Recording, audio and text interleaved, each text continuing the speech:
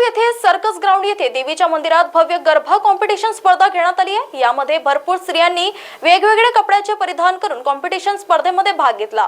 या स्पर्धेमध्ये लहान मुलं वयोवृद्ध स्त्रियांनी सुद्धा भाग घेतला। विशेष म्हणजे या गरबा कॉम्पिटिशन मध्ये आकर्षक बिंदू म्हणजे घागरा आणि चोली हे आकर्षक ठरले होते।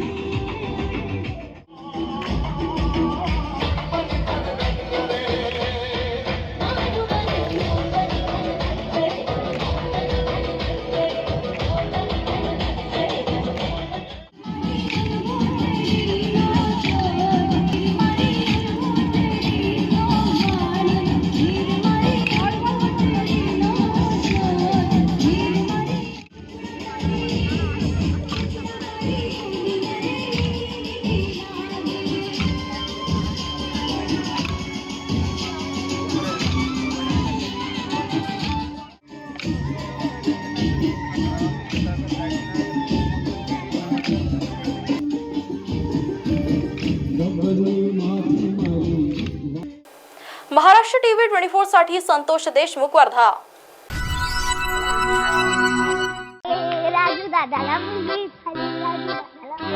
हो मी तुला बोलले होते ना मुलगी होणार म्हणून। तू बोलली होती बर का। आता मी तुला 5000 रुपये देणार आहे। मी पहिली शाळेत घातलं की 6000 रुपये। आणि हो जेव्हा ती 6वीत जाईल ना तेव्हा 7000 रुपये आणि 11वीत जाईल तेव्हा 8000 रुपये मी तिला देणार आहे। एवढंच नाही, ती 18 वर्षाची झाली की 75000 रुपये द्यायला मी तयार आहे। एवढे पैसे? आता तुम्ही सगळे मिळून माझी चेष्टा करताय ना? काय? नाही रे दादा, तुला फक्त जवळपासच्या अंगणवाडीमध्ये जाऊन लेक लाडकी योजनेमध्ये तुझ्या मुलीच्या नावाची नोंदणी करायची। एवढंच करायचं होय?